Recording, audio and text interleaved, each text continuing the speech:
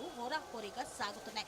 ఈ నేపథ్యంలో యాదగిరిగుట్ట మున్సిపాలిటీలోని 7వ వార్డు కాంగ్రెస్ పార్టీ బలపరిచిన అభ్యర్థిగా ప్రజల్లోకి దూసుకు వెళ్తున్నారు మరి లావణ్య శ్రీధర్ గౌడ్ గారు. వారు విస్తృత ప్రచారాన్ని నిర్వహిస్తున్న నేపథ్యంలో ప్రజల నుండి ఎలాంటి స్పందన వస్తోంది, ఇంతకుముందు వారు ఎలాంటి బాధ్యతలను నిర్వర్తించారు, ఇక్కడి ప్రజలకు వారు ఎంతగా చేరువుగా ఉన్నారో వారి మాటల్లోనే అడిగి తెలుసుకుందాం.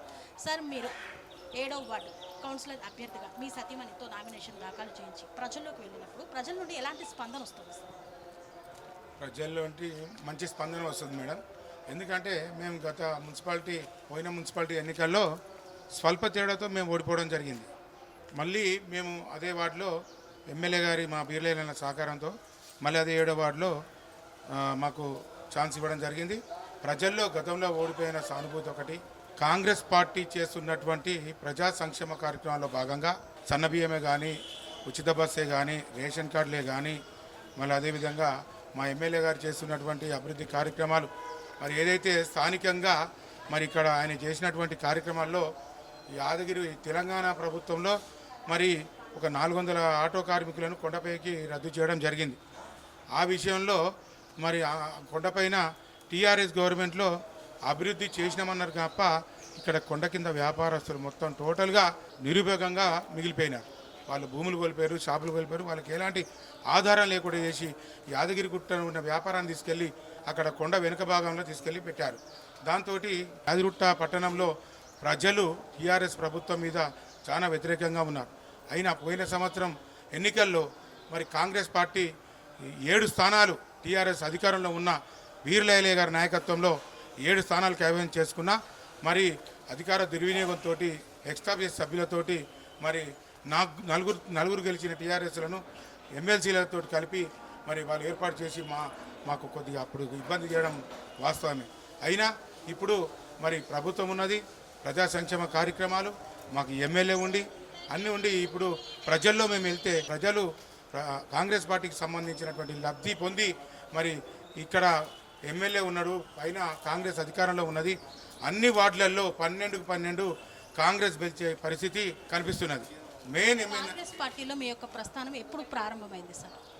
కాంగ్రెస్ పార్టీ ప్రస్థానం అంటే 1991లో రాజీవ్ గాంధీ చనిపోయినప్పుడు, ఆయన చనిపోయిన అల్లర్లలో 1991లో మేము 18 ఇయర్స్ ఉన్నప్పుడు నేను ఆ టైంలోనే మేము జైలుకు వెళ్ళడం జరిగింది. 20 రోజులు నల్గొండ జైలు. ఎన్ఎస్యుఐ యూత్ కాంగ్రెస్లో కూడా మేము ఎన్నో యూత్ కాంగ్రెస్ అధ్యక్షునిగా కూడా నేను నిర్వహించాను. ఆ తర్వాత 2006లో మొదటిసారిగా గ్రామ పంచాయతీ సభ్యునిగా, 2012లో రెండవసారి గ్రామ పంచాయతీ సభ్యునిగా, 2009లో దేవస్థానం రాజశేఖర రెడ్డి గవర్నమెంట్లో యాదాద్రి దేవస్థానం బోర్డు మెంబర్గా, మళ్ళా తర్వాత మున్సిపాలిటీలో మొన్న చెప్పిన కదా పోయిన ఎలక్షన్లో స్వల్ప తేడాతో ఓడిపోయి ఇప్పుడు మళ్ళీ అదే స్థానంలో మేము రంగంలో ఉండడం జరుగుతుంది. వార్డు సభ్యులుగా అప్పుడు ఎలాంటి అభివృద్ధి కార్యక్రమాలు చేశారు సార్? అప్పుడు గ్రామ పంచాయతీగా ఉంది, ఇప్పుడు మున్సిపల్గా మారింది. అప్పటికి ఇప్పటికి ఎలాంటి తేడా ఉంది? గ్రామ పంచాయతీలో అప్పుడు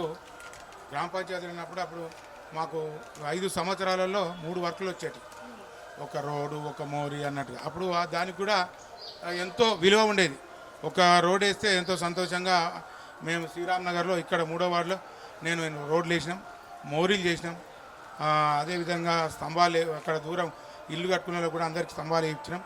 అప్పుడు మేము ఉన్నప్పుడు చేసిందే మళ్ళీ ఇప్పుడు మళ్ళీ ఈ అదే ఐలే వచ్చినాక మళ్ళీ ఎమ్మెల్యే గారు వచ్చిన తర్వాత మళ్ళీ అన్ని వీధులలో మళ్ళీ భగీరథ వాటర్ కానీ, సీసీ రోడ్లు కానీ, నిర్మాణాలు కానీ, మోరీలు కానీ జరుగుతున్నాయి.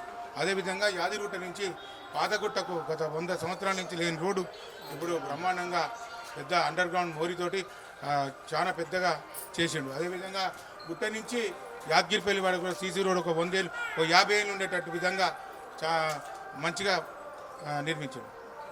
మీ 7వ వార్డులో మీరు ప్రధానంగా గుర్తించినటువంటి సమస్య ఏంటి?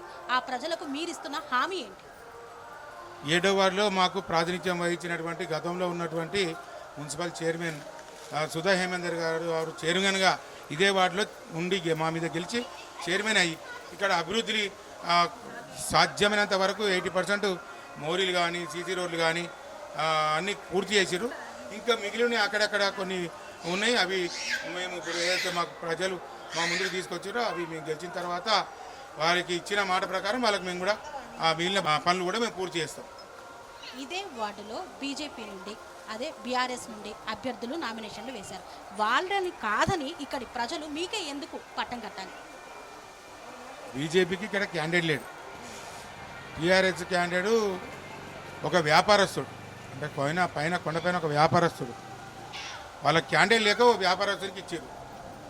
ఈడ ఉన్న 12 వార్డులలో 4 వార్డులలో మొత్తం క్యాండిడేట్ లేడు. ఉన్న ఒక బలమైన క్యాండిడేట్ విత్డ్రా చేసుకోవడం జరిగింది.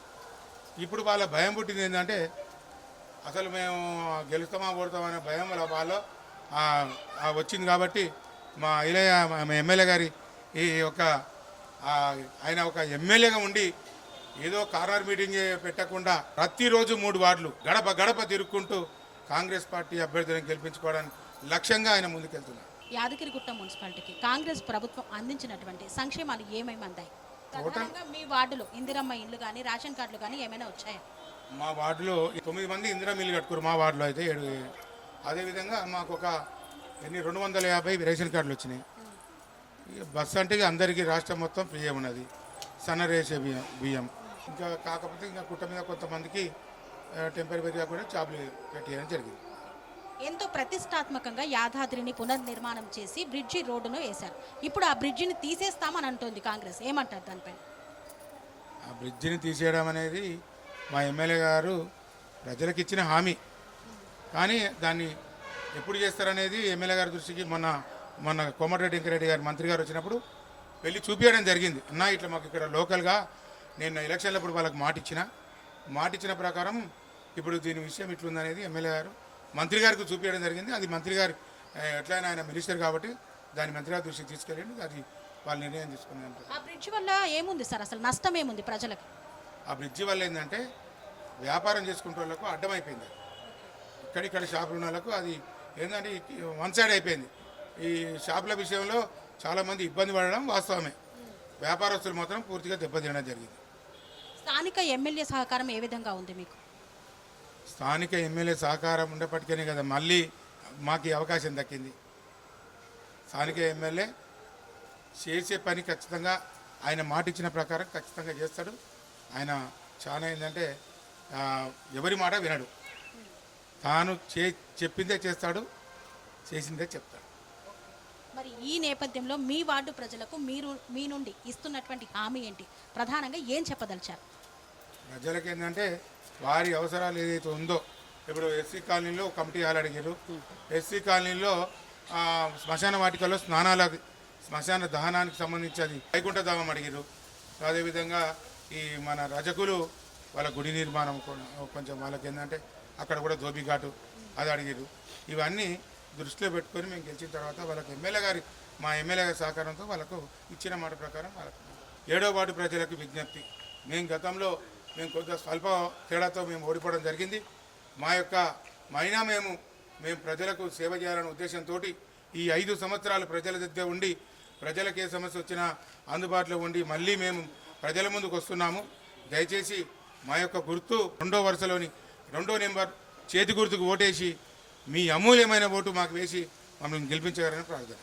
యాదగిరిగుట్ట మున్సిపాలిటీలో అంటే యాదగిరిగుట్ట గ్రామ పంచాయతీగా ఉన్నప్పటి నుండి ఇక్కడ ఉన్నటువంటి ప్రజలలో మమేకమై 24 గంటలు అందుబాటులో ఉంటూ వార్డు సభ్యులుగా కూడా వారికి ఎన్నో సేవా కార్యక్రమాలు అభివృద్ధి పనులను నిర్వహించినటువంటి శ్రీధర్ గౌడ్ గారు మరి యాదగిరిగుట్ట మున్సిపాలిటీ అయిన తర్వాత రెండోసారి కౌన్సిలర్ అభ్యర్థిగా ప్రజల ముందుకు వెళ్తున్నారు. వారి సతీమణితో నామినేషన్ వేపించి ఇక్కడ ఉన్నటువంటి అప్పుడు తాను చేసిన అభివృద్ధి తర్వాత బీఆర్ఎస్ హయాంలో ఎలాంటి అభివృద్ధి జరగలేదని మరొక్కసారి ఆ అభివృద్ధి ఫలాలను ఆ ప్రజలకు అందించేందుకు నేను ప్రజల్లోకి వెళ్తున్నానని చెప్తున్నారు. మరి ఆ ప్రజలు ఏదైతే మౌలిక వసతుల కల్పన దిశగా వారు కోరుకుంటున్నారో ఆ యొక్క వసతులను అన్నింటినీ నేను కల్పిస్తానని ప్రజలకు హామీ ఇస్తున్నారు. 7వ వార్డు ప్రజల ఆశీర్వాదంతో వారు కౌన్సిలర్గా గెలుపొందాలని మనసారా ఆకాంక్షిస్తూ మీ టీఆర్9 టీవీ.